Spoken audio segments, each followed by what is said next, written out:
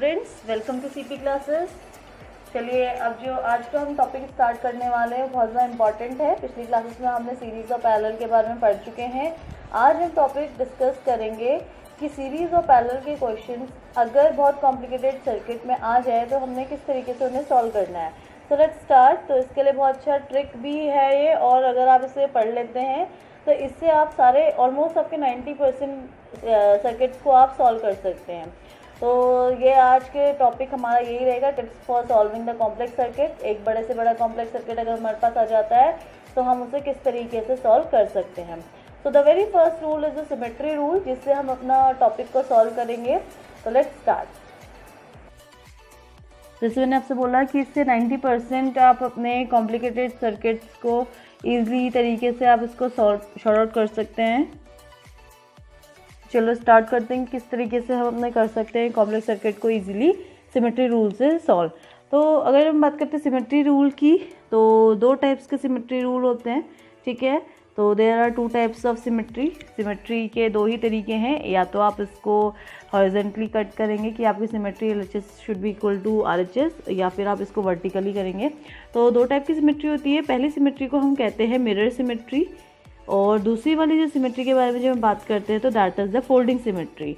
तो दो टाइप की सिमेट्री होगी, मिरर एंड फोल्डिंग। तो जब मिरर के बारे में हम बात करते हैं तो इसमें जो आपकी सर्किट होनी चाहिए उसका left hand side should be equal to right hand side के बराबर होना चाहिए, ठीक है। मतलब जैसे आपका लेफ्ट हैंड साइड पे दिखता है वैसे ही आपका जब आप उसको ब्रेक करते हैं, उसमें कनेक्शन तोड़ते हैं, तो RHS के जैसा ही दिखना चाहिए। तो this symmetry is known as the mirror symmetry. सबसे पहले सिमेट्री हम इसी के बारे में पढ़ेंगे, that is the mirror symmetry. First one mirror symmetry, ठीक है। तो अब मिरर सिमेट्री के बारे में जब हम पढ़ रहे हैं तो इसको मैं एग्जाम्पल से समझते हैं, ठीक है। एक हम सर्किट ले रहे हैं जिसका रेजिस्टेंस R रहेगा। तो हमने इस तरीके से इसका ड्रॉ कर दिया है। एक सर्किट कुछ इस तरीके से हमारे पास दो पर सीरीज़ में, नीचे भी दो सीरीज़ में हैं, और इसके A और B एंड्स है जिसके क्रॉस अभी हम अपना रेजिस्टेंस निकाल के चेक करेंगे कैसे हम मिरर सिमेट्री लगा सकते हैं। और यहाँ पे हमने इसका रेजिस्टेंस ले लिया 2R, इधर भी इसका 2R हो गया, नीचे R और R रेजिस्टेंस। अब हम एक बीच में से कनेक्शन और ले लेते हैं जिसका रेजिस्टेंस क्या रहेगा, R रहेगा, ठीक है। अब हम इसमें लगा के देखेंगे किस तरीके से मिरर सिमेट्री लग रही है और कैसे हमें हर क्वेश्चन में मिरर सिमेट्री का यूज़ करना है। तो we have to find out R equivalent in this question.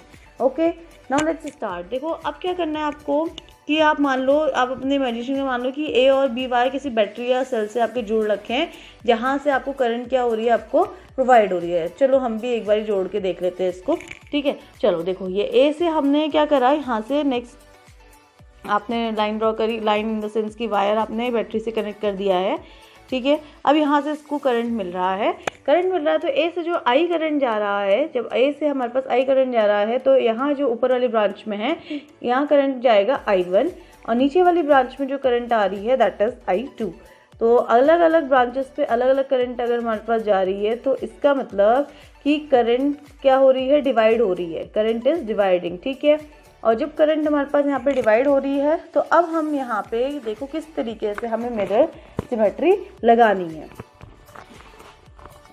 ठीक है। सिमिलरली अगर आप B पॉइंट पर उठा के देखेंगे तो B पॉइंट पे भी हमें यही चीज़ देखने को मिलेगी कि आपके पास B पॉइंट पे भी I1 और I2 हमें देखने को मिल रहे हैं, ठीक है। तो अब ऐसे करंट A से करंट गया I1 I2 और करंट डिवाइड डायरेक्टली हो गया है सेम ब्रांच में बिना डिवाइड हुए। और उसी तरीके से नीचे I2 के केस में फिर ना किसी बीच वाले से डिस्टर्ब करे हुए वो सिर्फ डिवाइड हो चुके हैं, ठीक है। चलो अब हम इसको सॉल्व करते हैं। जैसे कि व्हीटस्टोन ब्रिज में भी हम कुछ इस तरीके से ही करते हैं, लगभग है ना, कि बीच वाले को इग्नोर कर दिया जाता है क्योंकि ये किसी भी इसका कोई रोल नहीं यहाँ पे दिखाई दे रहा है। यहाँ पे करंट में कुछ इसका कुछ ये करंट को यहाँ से अगर आपके पास आ रही है तो बीच में से करंट कहीं जा नहीं रही है, ठीक है। तो स्टार्ट करते हैं अपने क्वेश्चन को। ये 2R रेजिस्टेंस है, यहाँ पे भी हमारे पास 2R है, ठीक है। और यहाँ से अब हमने सिमेट्री लाते हैं, मिरर सिमेट्री। हमने अपने सर्किट के लिए मिरर सिमेट्री बीच में से हमने इसको डिवाइड कर दिया गया है, ठीक है। अब अगर हम देखें तो इसके लिए अब हम एक इक्विवेलेंट सर्किट बना रहे हैं, ठीक है। क्योंकि हमने बीच में जो है मिरर सिमेट्री लगा दिया है तो इसका मतलब बीच वाले का कोई रोल नहीं है इसमें, ठीक है। तो ये कोई ऐसे करंट को वो नहीं कर रहा है, बीच में से डिवाइड नहीं कर रहा है, ना ही करंट इसमें जा रही है आ रही है, बस वो करंट अपनी सीधी जिस तरीके से जाती थी I1 उसी ब्रांच में है और I2 उसी ब्रांच में। तो हमने इसको एज इट इज़ जैसे है उसको साइड में थोड़ा सा रख दिया इसके तारों को हिला करके, ठीक है। तो अब हमारे पास यहाँ पे हमारे पास कुछ इस तरीके का है और इसको हमने अलग से छोड़ दिया। तो अब ये हो गया 2R, अगेन 2R, ठीक है। तो 2R हमारे पास सीरीज़ में है, तो हमने इन दोनों को ऐड कर लिया, that will be equal to 4R। उसी के बाद नीचे अगर हम देख रहे हैं जो ये R है नीचे वाले, R plus R will be equal to 2R। और जब हमने इन दोनों को देखा तो अब जो इसका इक्विवेलेंट सर्किट बनेगा वो कुछ इस तरीके से आ रहा है कि ऊपर जो हो गया आपके पास 4R और दूसरे वाले में आपके पास आ गया 2R।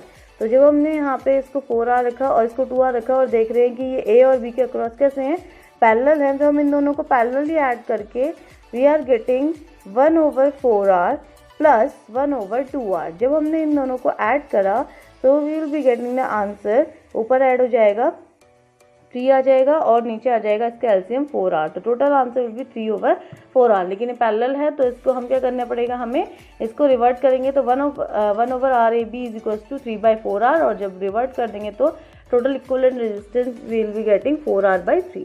तो ये रहा, इस तरीके से आप मिरर सिमेट्री के अपने क्वेश्चन को। Now the second one is the folding symmetry. तो जब हम फोल्डिंग के बारे में बात करते हैं तो यहाँ पे हमें ब्रेक डाउन करना होगा वो उसके अक्रॉस टर्मिनल होगा। उधर पे हमने उसकी बीच में से ब्रेक किया था कनेक्शन को, यहाँ पे जो कनेक्शन ब्रेक होगा वो उसके टर्मिनल के अक्रॉस में ब्रेक होगा। तो फोल्डिंग सिमेट्री AB के टर्मिनल जहाँ पे भी होगा उसके अक्रॉस आप ब्रेक करेंगे तो आपका आंसर बहुत अच्छे तरीके से आ जाएगा। अब हमने एक सर्किट लिया है, वही सेम सर्किट जिसमें 2 सीरीज़ ऊपर हैं 2 सीरीज़ नीचे हैं और वही AB के अक्रॉस ही यहाँ पे हमने ले रखा है A और यहाँ पे आ गया B। तो इस तरीके से अब एक बीच में से फिर से हमने एक रजिस्टर और लगा दी जिसका रेजिस्टेंस अभी हम R लेंगे। तो यहाँ पे जब हम इसके बारे में बात करते हैं, फोल्डिंग के बारे में डिसाइड करते हैं, तो सबसे पहले हम यही कहेंगे कि AB के अक्रॉस यानी कि उसके टर्मिनल के अक्रॉस मैंने आपको बोला कि आपको डिवाइड करना है, तो इस तरीके से हम इसके टर्मिनल के अक्रॉस में इसको डिवाइड कर देते हैं और इसके रेजिस्टेंस भी दे देते हैं R, 2R और इसका भी 2R ले लेते हैं। चलिए इसको भी हमने R ले लिया और ये R हो गया, ठीक है। तो अब हमने इसके टर्मिनल के अक्रॉस इसको ब्रेक डाउन करना है, तो यहाँ पे एक लाइन हमने इस तरीके से खींच दी है कि मतलब लाइन का मतलब होगा कि हमने इसको ऐसे फोल्ड कर दिया। फोल्ड करेंगे तो सेम ही चीज़ आएगी, ठीक है। तो अब हम इसके अक्रॉस देखते हैं, पोटेंशियल देखते हैं कि किसका पोटेंशियल कितना कितना होगा। तो जब हम A के अक्रॉस इसका पोटेंशियल देख रहे हैं तो ऊपर X पोटेंशियल है और नीचे भी सेम वही पोटेंशियल डेवलप करेगा, X हो गया। फिर ऐसे B के अक्रॉस हो गया, Y पोटेंशियल डेवलप कर रहा है और नीचे भी Y पोटेंशियल। अभी तीसरा जो बीच में से हमने रेजिस्टेंस R लिया है इसके अक्रॉस भी Z और ZD डेवलप कर रहा है। तो इसका मतलब हम पोटेंशियल देख रहे हैं, नीचे ऊपर जो है आपका सेम पोटेंशियल है। तो जब आपका सेम पोटेंशियल होता है कोई भी करंट नहीं होती है ना। तो जब हम इसमें पोटेंशियल देख रहे हैं अप एंड डाउन इस तरीके से दोनों पॉइंट पे आपका सेम है, चाहे A के क्रॉस देखो चाहे B, चाहे आपने बीच में लिया हो। तो और जो करंट होता है वो हमेशा करंट फ्लो करता है फ्रॉम हाई टू लो। जब आपका करंट जो है high potential to low potential वाला होगा तो फिर अब बताओ इसमें तो हमारे पास कोई पोटेंशियल हमने लिया हुआ है X X Y Y Z Z, तीनों ही क्या है आपके सेम पोटेंशियल के अक्रॉस है। तो इसका मतलब ये जो सर्किट होगी जब सेम पोटेंशियल होगा तो यानी ये सर्किट किस तरीके से हम मान लेंगे, इसको आपका पैरेलल सर्किट हम मान लेंगे। तो इसका अब जब हम डायग्राम ड्रॉ करते हैं तो कुछ इस तरीके से हमारे पास डायग्राम आ रहा है, मतलब डायग्राम इन द सेंस कि अब इस सर्किट को हम पैरेलली ले रहे हैं अपने सर्किट को। तो कुछ इस तरीके से हमारे पास सर्किट आएगा। देखिए ये हमने बनाया है इधर से,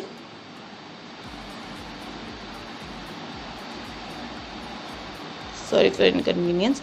तो इसके लिए मिरर वाले में तो आप बीच में से ब्रेक डाउन कर लेते हैं, ठीक है। इसमें हमने आपको बोला फोल्डिंग में आपको इस तरीके से क्रॉस द टर्मिनल करना है, जिसमें पोटेंशियल हमें देखना था, उधर हमें करंट के बारे में देखना था।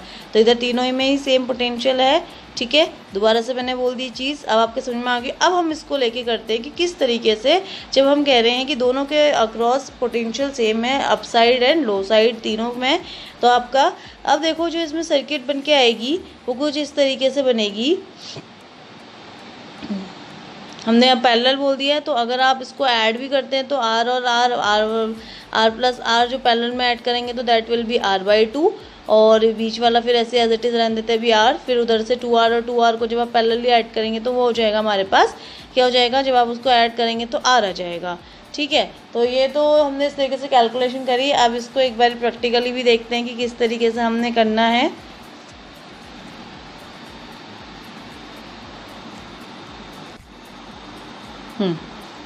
तो यहाँ पे हम ड्रॉ कर रहे हैं अपने सर्किट को, कुछ इस तरीके से आएगी, ठीक है ना, जिसमें कि हम अगर कह दें कि ये जो आ गया आपका डायरेक्ट हमने इसमें ऐड करा 1/r plus 1/r will be equal to r/2, वही ऊपर वाली साइड का, तो ये हो जाएगा आपका r/2 और इधर वाली साइड में हमारे पास हो जाएगा 2r हो जाएगा, क्योंकि ये इसमें आपका 2r प्लस 2r अगर हम ले लेते हैं तो that will be equal to 2r, sorry 2r in the sense कि इसका r हो जाएगा। ठीक है, 1/2r प्लस 1/2r, तो 2 से 2 कैंसिल हो जाएगा, तो डायरेक्टली आप निकाल सकते हैं। अभी हम देख रहे हैं कि डायरेक्टली सीरीज़ में है, तो हमने इसको ऐड करा r/2 प्लस r, जो सीरीज़ में जो कि हमारे पास आया, तो उसको जब हम रख देंगे तो सिंपली हमारे पास आंसर आ जाएगा 3r/2। तो इस तरीके से हमारे पास अगर फोल्डिंग में दिया है तो फोल्डिंग में करेंगे, और मिरर सिमेट्री में दिया तो इस तरीके से उसमें। चलिए अब हम एक न्यूमेरिकल सॉल्व करते हैं। तो ये आपके पास एक सर्किट डायग्राम दे रखा है, तो इसमें हमें निकालना है बाय यूजिंग फोल्डिंग सिमेट्री अपना कि हमारे पास क्या आर इक्विवेलेंट आपके पास आएगा। तो जैसा मैंने भी आपसे कहा कि हमें निकालना है यहाँ पे ए और बी के अक्रॉस, तो हम इसके टर्मिनल से इसको डिवाइड कर देंगे। तो ए से लेकर के बी में हम अगर जा रहे हैं तो इसके टर्मिनल में हमने इसको डिवाइड कर दिया कुछ इस तरीके से कि सिमेट्री में फोल्डिंग बनानी है। फिर से हम यहाँ पे वही देखेंगे कि कहाँ पे कितना पोटेंशियल है, इसके अक्रॉस एक्स पोटेंशियल है, नेक्स्ट वाले के अक्रॉस भी उसके नीचे एक्स है। फिर इधर साइड में जो पोटेंशियल डेवलप कर रहा है वो डेवलप कर रहा है वाई पोटेंशियल, और इधर से आगे आपका वाई पोटेंशियल। और फिर से अगर मैं बीच में से इसको डिवाइड करूँ इस तरीके से, तो यहाँ पे जो पोटेंशियल है डेवलप करेगा that will B Z potential. तो यहाँ पे आप देख रहे हैं फिर से वही एक्स वाई जेड तीनों में ही जो है सेम पोटेंशियल डेवलप कर रहा है। सेंटर में हमने नाम दे दिया इसका ओ।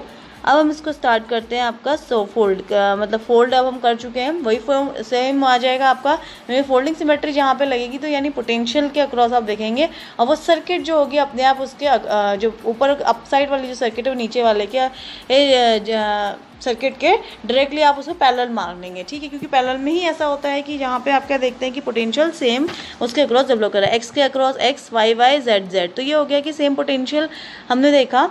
तो अब जब अगर हम सर्किट डायग्राम बनाते हैं तो हमारे पास इसका कुछ इस तरीके से आ जाएगा, पैरेलल सर्किट आ जाएगा इसका, क्योंकि जो अभी रेजिस्टेंस आप निकालेंगे ए और बी के बीच में, तो ये अपने आप पैरेलल हो गया है क्योंकि सेम पोटेंशियल डेवलप कर रहा है। तो इसका इक्विवेलेंट जब हम ड्रॉ करते हैं तो देखो कुछ इस तरीके से आ जाएगा। जब आप आर और आर को ऐड करेंगे तो r/2 आ जाएगा। फिर वही चीज़ हम करेंगे, चलो पहले हम इसका बना के देख लेते हैं कि कुछ इस तरीके से, ये देखो ये बना यहाँ से आपका, हाँ, तो दिस इज़ द इक्विवेलेंट। ये वाला आपका जो बीच की डायगोनल्स गई हुई हैं कुछ इस तरीके से आ गई हैं, और फिर ये r है, देखो ये r और ये वाला r, तो दोनों मिलके पैरेलली ऐड हो जाएंगे, तो this will be equal to r/2। यहाँ पे भी सेम r/2 आ जाएगा, यहाँ पे भी आपका r/2, और ये भी r/2 और ये भी r/2, और इधर वाली साइड पे भी आपका r/2 ही आएगा। ठीक है, तो अब हम ये फिर से वही ए और बी के अक्रॉस ही आपको निकालना है। तो पैरेलल सर्किट हो चुका है तो इसलिए सबका r/2 ही आ गया है। ठीक है, ये बी हो गया, ये ए पॉइंट हो गया। तो हमने अब जबकि यहाँ पे फोल्डिंग सिमेट्री लगाई है, पैरेलल सर्किट है, सब कुछ हमें समझ में आ गया है, तो हमारे लिए बहुत इजी हो गया। इसको हम इस तरीके से भी बना सकते हैं अपने सर्किट को। अगर थोड़ा सा कंफ्यूजिंग और लग रहा है आपको तो इसको फिर से आप एक बारी सिंपल वे में आप इसको इस तरीके से भी ड्रॉ कर सकते हो। तो अब तो मेरे ख्याल से आपके लिए बहुत ईजी हो गया है सर्किट कि आप इसको सॉल्व करो, है ना। तो देखो ये r/2 वैल्यूज तो सब सेम वही रहेंगी, बस मैंने थोड़ा सा सर्किट को और चेंज करके बना दिया है आपके थोड़ा समझने के लिए, थोड़ा इजी हो जाए। ठीक है, तो बस अब तो कुछ भी नहीं रह गया। अब डायरेक्टली आपको क्या करना है, आप देख रहे हैं कि ये दोनों r/2 सीरीज़ में है, फर्स्ट रजिस्टर और second register is in series, third and fourth are in series. दोनों को आप सीरीज़ में ऐड करें, और 1+2 का जो मान लीजिए देता है वो r' दे रहा है, और इसकी वैल्यू जो आपके पास हो जाएगी r/2 plus r/2, this will be equal to कितना हो जाएगा, 2r/2 आ जाएगा, जहाँ से हमारे पास आपका आंसर हो जाएगा r। इसी तरीके से अगर मैं आपका नीचे थर्ड और फोर्थ को भी हम ऐड करें तो ये दे देता है आपका r" की वैल्यू दे देगा यहाँ से आपके पास, वो भी जो आएगी सेम r की तरह ही आएगी। थर्ड और फोर्थ को भी अगर हम ऐड करें तो r" की value will be equal to, same इस तरीके से करेंगे और आंसर आपका आ जाएगा r। अब देखो दोनों ही अब दोनों का एक एक आ गया, ठीक है, दोनों एक आर डैश आ गया, एक आर डबल डैश, और दोनों ही जो है आप सर्किट पैरेलल में, तो इसकी जो इक्विवेलेंट सर्किट बनेगी कुछ इस तरीके से बनेगी, ठीक है। अब हम ये R और इस वाले R को दोनों को पैरेलल ऐड करेंगे, और जब दोनों को पैरेलल ऐड करेंगे तो हमारे पास अगेन जो अब आ जाएगी हमारे पास सर्किट की रेजिस्टेंस 1/R ट्रिपल डैश, इसकी वैल्यू आ जाएगी फिर से R/2, ठीक है। ये अब इसके रेसिप्रोकल फॉर्म में हम यहाँ पे लिखते हैं, तो R triple dash is equals to R/2। अब देखो, अब जो आपके पास इक्विवेलेंट आती है, this is will be the final equivalent, ठीक है। ये यहाँ से हमारे पास A और B के अक्रॉस आ गई, तो अब तीनों ही जो है आपकी R/2 R/2 R/2 है, और हमें यहाँ से देखने कि A और B के दोनों ही तीनों ही क्या है, सीरीज़ में है, तो आप इसको डायरेक्टली ऐड कर दीजिए, तो आपका R इक्विवेलेंट जो आ जाएगा, या आप RAB जो हमें निकालना है by using the folding symmetry, that will be equal to R/2 plus R/2 plus R/2, 3 R/2 हमने यहाँ पे ऐड करनी, तीनों सीरीज़ में है, तो जब इनका आंसर हम निकालते हैं तो आंसर विल कम 3/2R, ठीक है। तो ये हो गया हमारे पास फोल्डिंग सिमेट्री से अपना आंसर। ये रहा हमारे पास नेक्स्ट क्वेश्चन, जिसको अब हम मिरर सिमेट्री से सॉल्व करेंगे। AB के अक्रॉस हमें यहाँ पे R रेजिस्टेंस निकालना है, मिरर सिमेट्री का यूज़ करना है। जब हम मिरर सिमेट्री के बारे में बात करते हैं तो अगैन हम इसको फिर से बीच में से डिवाइड करेंगे। ये कुछ इस तरीके से अपने कनेक्शन को हमने डिवाइड करा बीच में से, और आप देखोगे कि यहाँ पे कोई भी फोल्डिंग सिमेट्री नहीं लग रही है, और A से जो करंट जाएगी यहाँ I current I1 then I2 में डिवाइड हो रही है, और उसके बाद I3 में। इसी तरीके से B के अक्रॉस भी सेम यही प्रोसीजर फॉलो होगा, आपका I1 I2 I3 के अक्रॉस आएगा।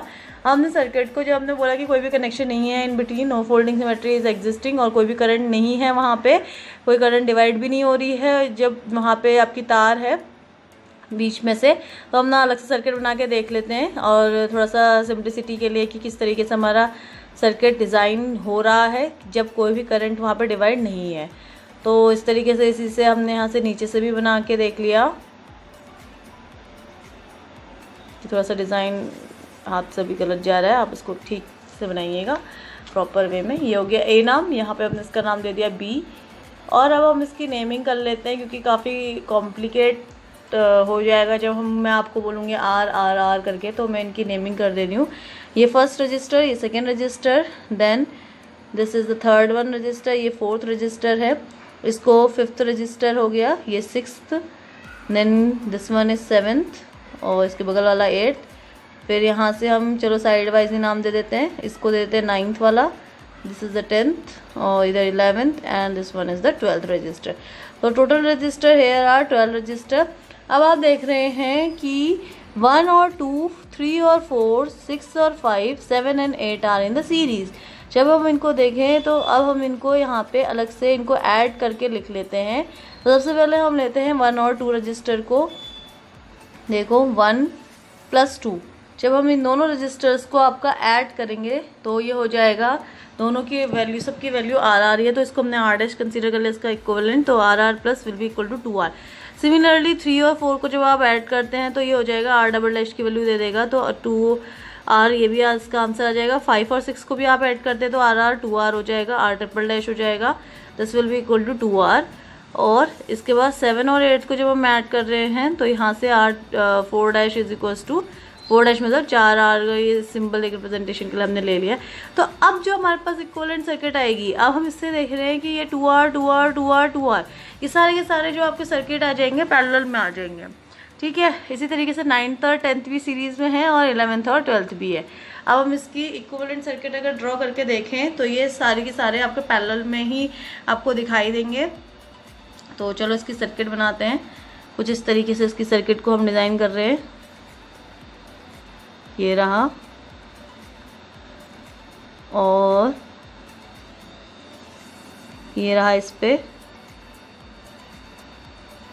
ठीक है। ये ऊपर वाले की तरफ से आ जाएगा 1 और 2 का रेजिस्टेंस 1 हो गया, और नीचे इधर आ जाएगा 3 और 4 का एक और रेजिस्टेंस हमें दिखाना पड़ेगा इसमें, ठीक हो गया। अब हमने सब हो गया आपके 2R 2R 2R, इधर भी 2R और इधर भी 2R। तो अब हमारे पास हमें दिख रहा है कि 2R और 2R का वैल्यू सब पैरेलल में है, तो इन सबको अगर हम ऐड कर दें 1/2R और 1/2R करेंगे तो आंसर विल बी R आ जाएगा। तो अब हम इसका एक बार आर निकालते हैं। ये आर डैश की वैल्यू थी, ये आर डबल डैश की वैल्यू है, ये आर ट्रिपल डैश की वैल्यू है, ठीक है, और ये आर फोर डैश की वैल्यू है। तो समझ में आ रहा है ना किस तरीके से हमने अपने क्वेश्चन को, कैसे हम बहुत सिंपल तरीके से जा रहे हैं ऐसे कॉम्प्लेक्स सर्किट को लेकर के, ठीक है। तो अब हम इसको सीधा डायरेक्टली पैरेलल है तो इसको सॉल्व करके देख लेते हैं। तो इसमें हमने सीधा सीधा इसकी वैल्यू रख रहे हैं और हमें आंसर मिला यहाँ से R is equal to R, मतलब कि जो यहाँ से वैल्यू आ गई है कि रेजिस्टेंस जो होगा पैरेलल में जब हम इसको ऐड कर रहे हैं तो आंसर आ जाएगा R आ जाएगा। उसी तरीके से ये नीचे वाला भी हम ऐड कर लेंगे, 1/R ट्रिपल डैश हो गया और ये वाला भी हो गया। तो इसका भी इक्विवेलेंट जब हम बना रहे हैं तो इक्विवेलेंट विल कम यहाँ साइड में हो जाएगा। साइड में ऑलरेडी 2R पहले से ही था जब आपने इसको ऐड करा था 9 और 10 को, तो ये 2R और ये R और R। अब आप फिर से एक चीज़ और देख रहे हैं कि ये क्या दिख रहा है आपको, 2R, R और R, ये तीन किस्में हैं आपके, सीधा सीधा तीन आप देख पा रहे हैं कि तीनों के तीनों सीरीज़ में हैं और वो किसके साथ पैरेलल में है, आपके R के साथ पैरेलल में। तो तीनों को ऐड करेंगे तो 1/5R आ जाएगा, 2R plus R plus 2R is equal to 5R। अब हम इसका जो सर्किट आ जाएगी वो इसके साथ पैरेलल में है। तो अब हम टोटल R इक्विवेलेंट अगर देखें इसका तो देखो इस तरीके से सर्किट आ जाएगी आपके पास इक्विवेलेंट, ये रही, ठीक है। ये हो गया A पॉइंट, ये हो गया B पॉइंट और यहाँ जो हमने अभी 5R ऊपर करा है सॉल्व वो हो गया, ये 5R हो गया, ये R हो गया। अब हम इसको पैरेलली निकालें तो 1/R equivalent is equal to 1/5R plus 1/R, ठीक है। तो जब हम इसको सॉल्व करते हैं तो answer will come R equivalent is equal to 6/5R और this will be the answer. तो इस तरीके से हम अपने क्वेश्चंस को सॉल्व करेंगे। So student, this was the concept of the symmetry rule. मेरे ख्याल से आज आपको समझ में आया होगा। दो रूल हमने पढ़े, मिरर सिमेट्री और फिर फोल्डिंग सिमेट्री, और ये एक ऐसा रूल है जिससे आप बड़े बड़े अपने कॉम्प्लेक्स सर्किट को इजी वे में आप सॉल्व कर सकते हैं। 90% क्वेश्चन, जैसे मैंने आपसे बोला कि ये लगभग आपको इससे सॉल्व हो ही जाएंगे। Also there are many ways like Kirchhoff's law, है ना, व्हीटस्टोन ब्रिज का कॉन्सेप्ट जहाँ पे हम लगा सकते हैं। तो ये बहुत सारे ऐसे तरीके हैं जिससे आप अपने कॉम्प्लेक्स सर्किट को सॉल्व कर सकते हैं। लेकिन अगर आपको अभी ये वो कॉन्सेप्ट नहीं आते और आप चाहते हैं कि ईजी वे में आप अपने कॉम्प्लेक्स सर्किट को ईजी तरीके से कर ले, तो आप इसमें कर सकते हैं, इस सिमेट्री रूल का कर सकते हैं। एंड येस, ये सिर्फ यही दो क्वेश्चन नहीं है जिससे आपको करने हैं, आपको और क्वेश्चन आप प्रैक्टिस कीजिए।